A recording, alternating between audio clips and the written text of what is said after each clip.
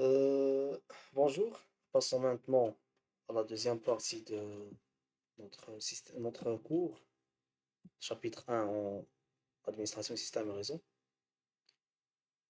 On s'est arrêté dans la précédente vidéo dans les types de fichiers sous Linux. Comme on a déjà dit, on a trois types de fichiers, et les fichiers ordinaires, répertoires et spéciaux. Et passons maintenant à la structure dans notre système d'exploitation Linux. Comment, comment on peut, comment je peux expliquer la structure? La majorité de nous utilise Windows. Presque la totalité utilise Windows. Donc, et on se concentre pas sur le disque C, on a le système d'exploitation Windows. Si vous entrez sur le dossier de Windows, vous trouverez plusieurs fichiers qui sont très sécurisé, et ce n'est pas tous les fichiers on ne peut pas accéder à tous les fichiers. Par contre, ici en Windows, en Linux, on peut accéder à tous les fichiers de notre système d'exploitation pour les modifier et pour les personnaliser comme on a déjà vu. Et d'après ce diagramme-là, et voilà tous les fichiers de notre système d'exploitation. Et quand je dis fichier, c'est pas toujours un fichier qui contient de texte, ou bien un code, ou bien quelque chose comme ça. Un fichier peut contenir dans Linux plusieurs fichiers, que plusieurs d'autres fichiers. Donc, par exemple, ici, slash home, il peut contenir ainsi plusieurs fichiers, ainsi que etc. etc ainsi, il contient plusieurs, plusieurs sous-fichiers, sous-fichiers, un sous-fichier, sous-fichiers, qui sont dans etc. On les appelle fichiers. C'est les principaux répertoires sous Linux. Le système de fichiers ou file system est une organisation utilisée pour stocker et gérer les fichiers et les répertoires sur un disque. Sous Linux, il suit une structure hiérarchique et standardisée qui garantit une organisation cohérente. Cela facilite la gestion et la navigation dans le système. C'est ce que j'ai dit. Passons maintenant à notre premier fichier, c'est le slash. C'est un fichier aussi. Pourquoi c'est un fichier? Car il contient plusieurs autres fichiers. Et c'est la base et c'est la racine, comme on dit en Linux. C'est la racine, le root directory, répertoire racine. D'abord. C'est le répertoire principal situé au sommet de la hiérarchie du système de fichiers. Et tous les autres répertoires et fichiers du système sont organisés sous ce répertoire racine, qui est le répertoire parent. Exactement, c'est le répertoire racine ou c'est le répertoire parent. Et c'est le père de tous les fichiers. Si on veut accéder à chaque fichier, on trouve un slash avant, c'est la racine. Euh, Notre deuxième fichier, c'est le slash bin, binary directory, répertoire binaire. Il contient les fichiers binaires exécutables indispensables au bon fonctionnement du système Linux. Il contient tous les fichiers binaires exécutables. Et ces fichiers binaires permettent d'exécuter des commandes de base, comme par exemple copier, déplacer ou supprimer des fichiers. C'est le slash bin qui est responsable de la copie, la colle et suppression. Le CRUD, le système de CRUD, c'est slash bin qui est responsable de, ainsi que gérer d'autres ressources du système. Notre fichier, c'est slash boot directory. Il contient les fichiers critiques nécessaires au démarrage du système Linux. C'est lui qui est responsable au démarrage de Linux, notre système d'exploitation. Sans le contenu de slash boot, le système d'exploitation Linux ne pourrait pas démarrer, car le noyau et les outils essentiels au démarrage ne seraient pas accessibles. Les noyaux et les outils essentiels de démarrage sont liés directement au slash boot. Sans lui, si c'est modifié d'une manière, d'une mauvaise manière, notre système d'exploitation va tomber totalement en panne. Il ne peut même pas démarrer. Pardon. Notre fichier, c'est le slash dev, contient des fichiers spéciaux qui permettent au système d'exploitation et aux users d'accéder directement aux périphériques matériels, comme les disques durs, les claviers, les souris, et ainsi de suite. aux périphériques virtuels, comme des interfaces réseau et des consoles. C'est, comme on peut dire, c'est un câble, si vous voulez dire. Comme c'est un câble qu'on peut connecter, qu'il aide à se connecter entre plusieurs périphériques. Mais en réalité, c'est pas un câble, c'est juste une métaphore. Le slash etc directory contient les fichiers de configuration nécessaires pour le fonctionnement du système et des applications installées. Il joue un rôle clé dans la personnalisation la gestion et la sécurité du système. Une mauvaise modification dans ce répertoire peut affecter gravement le fonctionnement du système. Cette phase-là, c'est pas dans, seulement dans ce slash etc, mais presque dans la majorité de notre fichier ici. Si on met une mauvaise modification dans un répertoire, il peut, tout système d'exploitation peut tomber en panne. Donc il nous faut des experts et des experts qui peuvent, seulement les experts qui peuvent modifier dans les systèmes d'exploitation. Car c'est très sensible, ils sont très très sensibles. Revenons maintenant à ETC. Comme j'ai ce slash ETC, rappelez-le bien, car on va le bien détailler dans les autres chapitres. Dans les autres chapitres, on va utiliser beaucoup ce slash ETC là. Slash home, c'est slash home directory contient les fichiers personnels des utilisateurs du système, comme les documents, les fichiers téléchargés, les configurations spécifiques à cet utilisateur. Comme on peut dire, comme par exemple le bureau de votre PC, c'est le slash home.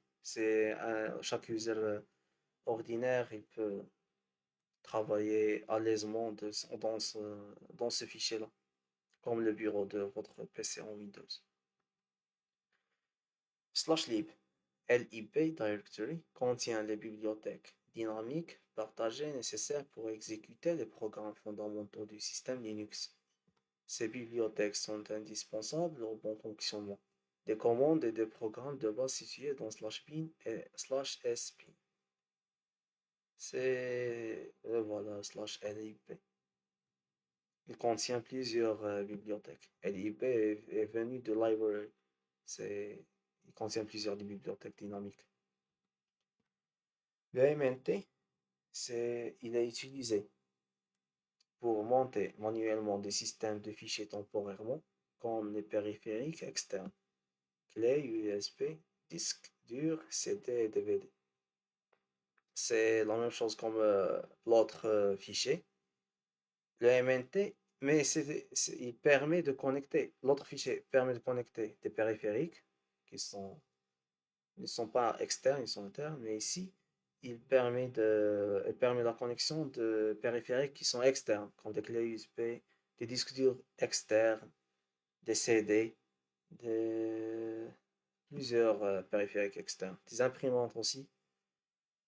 En général, ce répertoire est vide au démarrage, car le système d'exploitation, quand il va se démarrer en premier temps, comme un bébé par exemple. Un bébé ne sait rien. Mais après, avec le temps, il reconnaît et il apprend plusieurs choses. C'est la même chose que ce MNT. Il est vide au démarrage et les utilisateurs ou l'administrateur y montent des périphériques en fonction de leurs besoins. Chaque, ce MNT se diffère de chaque utilisateur à l'autre. Il se diffère de chaque user à un autre. Slash Media. Il est utilisé pour monter automatiquement des systèmes de fichiers temporaires. Il est temporaire comme on peut dire la RAM. Mais c'est pas exactement la RAM, mais il est temporaire. C'est un fichier qui est monté automatiquement mais temporairement. Il est contrairement à MNT. MNT, il est statique et il reste. Mais le média, slash média est temporaire. Le montage dans slash média est souvent effectué automatiquement par le système d'exploitation. Mais il est temporairement. C'est ça la différence entre slash MNT et slash média. Le OPT, il est utilisé pour installer des applications supplémentaires qui ne font pas partie du système de base. Si par exemple on peut ajouter d'autres applications, par exemple, Par exemple, une application comme vous voulez. Quand vous, par exemple, si vous installez dans Windows un VS Code, il va être installé. Normalement, mais ici en Windows, en Linux, il va être installé et stocké dans OPT. Ainsi que séparation entre les applications du système de base et celles installées manuellement. Oui. Car slash OPT, il stocke toutes les applications qui sont installées supplémentaires par le user. Par exemple, si au niveau de sécurité, car il travaille sur la sécurité de notre système. Car par exemple, si le user a installé ou bien il a téléchargé une application qui est affectée par un virus, par exemple, ou bien qu'elle est dirigée ou bien gérée par un hacker, il va affecter tout notre système. Mais si elle a été stockée dans le OPT, le hacker ne va rien faire, ne peut rien faire sur notre système-là. Car OPT est isolé de notre système de base. Passons à slash proc, dynamique spéciale, il est dynamique et spécial qui fournit des informations en temps réel sur l'état du système, telles que l'utilisation de la mémoire processeur et des processus actifs. Il est aussi utilisé pour surveiller et diagnostiquer le système en temps réel sans nécessité d'accès direct au matériel. Pardon. Ce répertoire ne contient pas de fichiers réels, mais des données générées dynamiquement par le noyau. Comme on a dit en premier, il est dynamique et généré par le noyau, mais il est spécial. Le slash root, c'est un répertoire personnel dédié au super utilisateur, super user, c'est le root, comme on peut dire un administrateur. Personne ne peut accéder à le slash root que le super user, l'admin. Euh, et pour la commande, c'est sudo ou bien su. On va la voir après, dans les autres chapitres.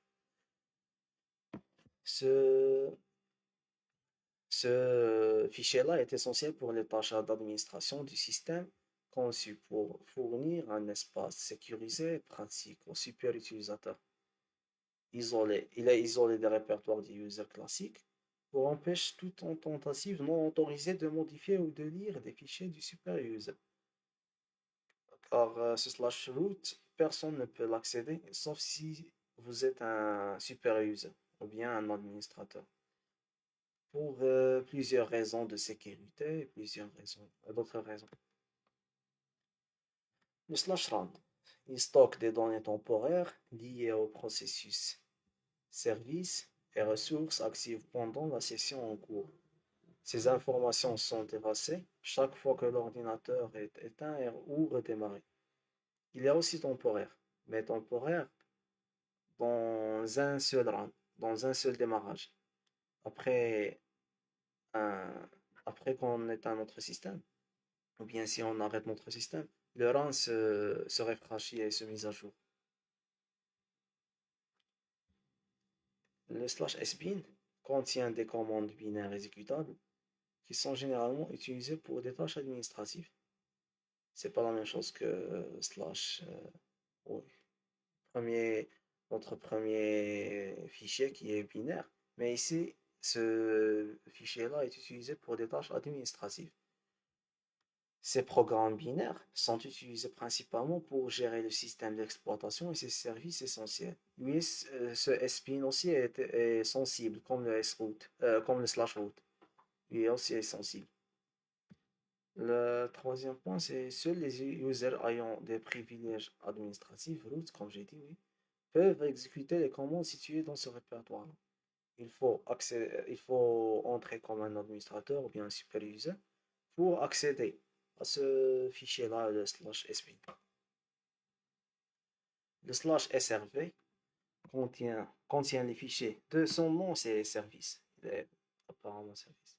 Contient les fichiers des données spécifiques qui sont nécessairement au bon fonctionnement des services qui sont proposés par le système, serveur web, FTP, etc. Il facilite la gestion et la maintenance des services offerts. C'est au lieu, dans le cas d'un panne, notre ingénieur accède à ce slash SRV, où il peut maintenir notre système d'exploitation. Le slash user contient principalement des fichiers qui sont partagés entre les utilisateurs du système.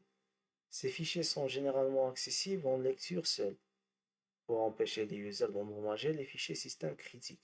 Il contient des informations sur les users du système, sur les utilisateurs du système. Et on n'a pas la main de, de modifier ou bien d'éditer ou bien même d'exécuter, car il n'est pas exécutable même, mais on ne peut pas l'éditer ou raison de sécurité, pour des raisons de sécurité. Passons à slash TMP, destiné à stocker des fichiers temporaires utilisés par les applications et le système lui-même. Il stocke des informations temporaires pour seulement les applications utilisées dans ce démarrage-là, dans ce run-là. Ces fichiers sont généralement créés pour une utilisation à court terme, comme j'ai dit, comme le stockage de données intermédiaires ou de fichiers nécessaires en fonctionnement temporaire de certains fichiers, de certaines tâches. C'est comme la RAM. Elle stocke les données de processus ou bien de programmes ou bien d'applications exécutées. Et quand on l'arrête ou bien on la stoppe, les informations s'effacent. Le slash var, je pense, c'est le dernier. Oui, c'est le dernier fichier. Le slash var contient des fichiers qui changent fréquemment pendant le fonctionnement du système, comme les journaux système, les fichiers de cache et les fichiers de suivi des activités des utilisateurs. Et maintenant, je pense qu'on a terminé notre structure de fichiers en Linux. On va accéder maintenant à d'autres concepts qu'on va les laisser à la prochaine vidéo, Inch'Allah. Et merci pour votre attente.